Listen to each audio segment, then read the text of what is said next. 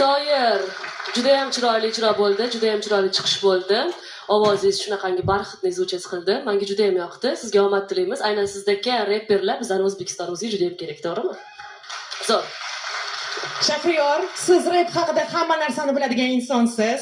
Sizga hamkasbingizning rapper hamkasbingizni chiqishi yoqdimi? Yo'qdi, albatta. Lekin qo'shiq juda ham energiyaga boy edi. Mana shu sahnani to'ldirish kerak edi. Bilmadim, menga ozgincha yetmadi. Lekin yaxshi. Yomon emas. Shohjahon Jo'rayev, sizning fikringiz qanday? Endi sizlar nima deysizlar bunga bilmadim. Hamma yoq go'zal, yaxshi ketdi-yu, yana bir marta ijro qilish imkoni bormi? Bormi? Qisqacha. To'g'rimi? Yo'q, qisqacha emas. To'liq qilaylik. To'liq. Iloji bo'lsa agar. Imkonimiz bormi?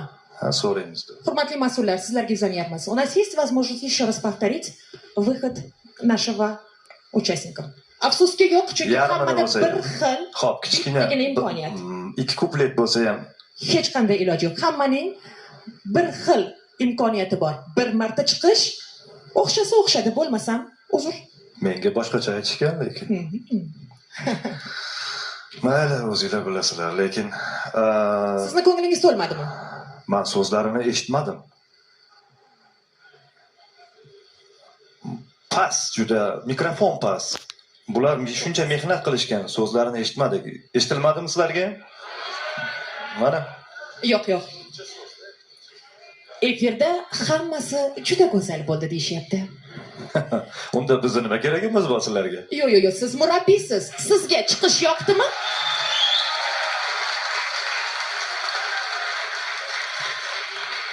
Men sahnada turib ashula aytishim uchun o'zim maza qilishim kerak.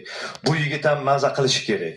Shuning uchun yana bitta imkon beraylik deganimiz sababi o'zini eshitsin, biz ham eshitaylik nima haqidaligini degan ma'noda edi. Mayli, Toyir xafa bo'lmang, efirda eshitib olaman.